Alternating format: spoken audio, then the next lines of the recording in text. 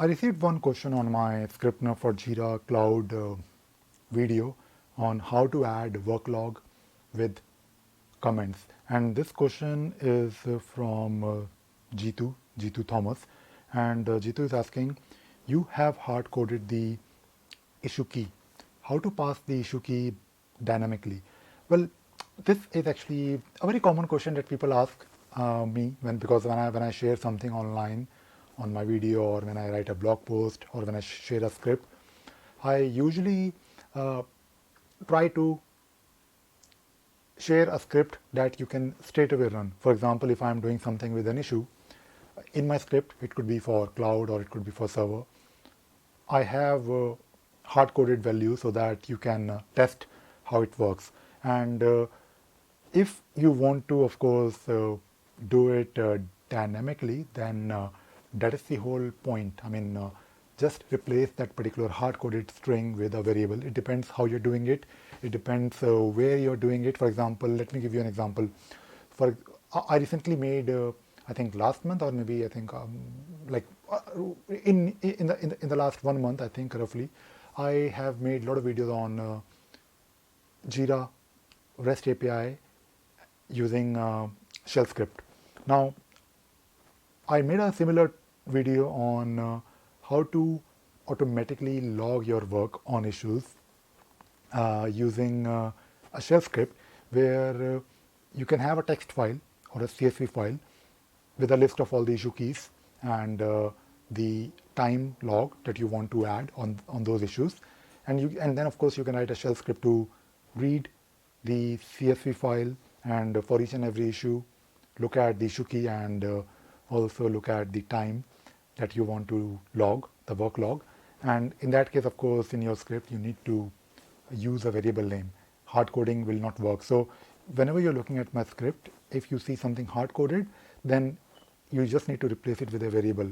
Now, of course, you need to have some programming background to do these simple things, even for doing these simple things. And that is why I always say that if you want to do some automation, or if you want to integrate Jira with other tools, and whenever you have to write a script, I think there is no harm in getting yourself familiar with some programming.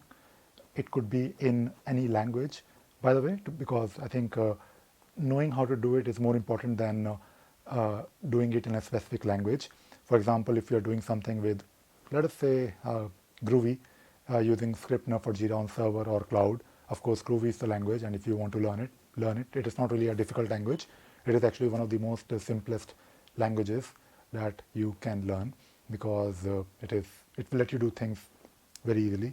But if you're doing something in, let us say, PHP, or if you're doing something in, let us say, maybe Node.js using JavaScript, or maybe you are doing it in Perl or Java, for example, there are ways to interact with Jira or Confluence using REST API, using, of course, your own script. And if you're looking at a script that I shared, then the idea is to give you an example of how to do that simple thing. For example, I normally don't share the full, complete working solution to solve a big problem. I try to share these scripts or videos or whatever I'm sharing online with the intention to teach you, so that you can also learn how to do a small and simple thing. For example, if you know how to add work log to an issue using REST API, that is, of course, one way of doing it, one small thing. But if your issues are somewhere else, maybe those issues are probably coming from a JQL. So I have made videos on how to first use REST API, for example, to get the list of issues using JQL. And then I have made videos on how to parse your JQL. I have made videos on how to do things in bulk. So if you look at one of my video, you will get a proper working solution, but it is not really solving a big problem. It is solving a very simple problem, and the solution is also simple. I believe in the Unix philosophy that do one thing right, and write your code in a way so that you can connect your different codes, different things that you have been doing. For example, when I write a code, I try to create methods if I'm, let us say, writing ScriptRunner scripts. And whenever I have to solve a big problem, I already have like code ready with me somewhere. I just need to pick up those methods and maybe dump those methods in a big file where I just pass in the right argument. And that is how I work, because I don't really want, whenever I have a problem to solve, I don't really write code from scratch. I just reuse whatever I already have. So going back to the original question, if you want to do something which is for maybe set of issues, then you have to maybe create a loop. In that case, you have to figure out from where you are reading those issues or their keys. And I thought I'll probably cover this topic. I think I have made these.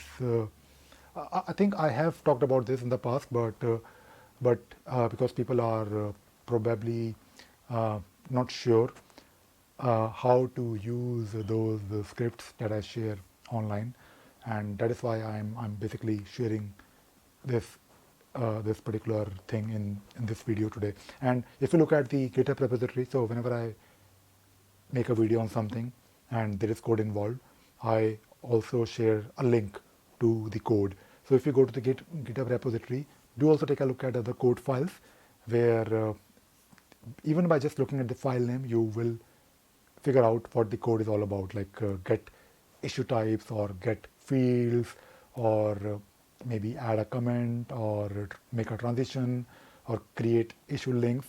So if you know how to do these simple things, it is just a matter of combining them together when you have to solve your own problem. And that is all I wanted to talk about in this video. I hope you enjoyed watching this video and you learned something new today. Thank you very much.